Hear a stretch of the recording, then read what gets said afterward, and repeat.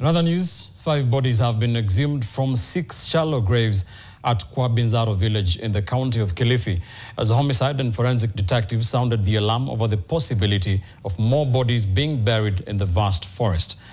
NTV's Kevin Mutai is in the North Coast, and he reports the government is now appealing to families of the victims to volunteer their DNA samples for analysis so as to facilitate matching of their bodies and their families. The exhumation exercise kicked off at Kwa Binzaro village. Horrific scenes revived the memories of Shakahola, where more than 450 people died. Here, detectives recovered bodies from the shallow graves inside the thicket, this being a new tack said to be used by the perpetrators to conceal evidence. At the commencement of this exercise, we had 27 suspected graves. So today we managed to exhume 6.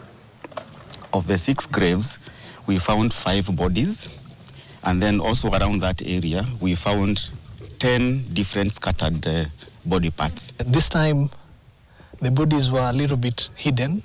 It was not easy to find them, but we appreciate the process by the Director Homicide and the team that has been here and been very professional. Detectives also recovered bodies of 2 children in a single grave, suspected to have died together, with only DNA analysis expected to be conducted to establish if the victims are related. Just like Shakahola, children suffered the most, including 6 of them from the same family whose bodies were disposed of in the forest. We expect also to find more graves because we have not exhausted the search, because the area is very, very vast.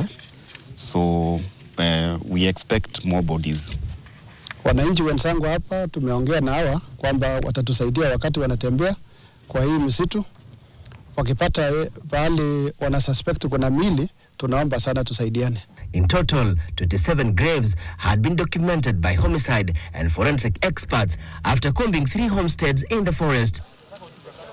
The highly decomposed bodies will also undergo DNA analysis to determine the identities of the victims and facilitate release of their bodies to families for burial. This is to appeal also to the members of the public, so who may have lost their loved ones, or who may have suspected that their loved ones are missing, to report to Malindi District Hospital.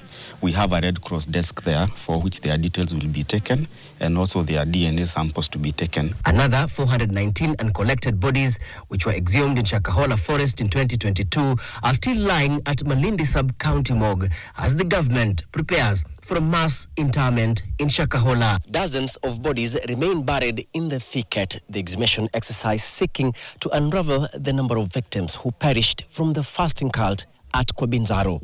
Kevin Mutai, NTV in Kilifi County.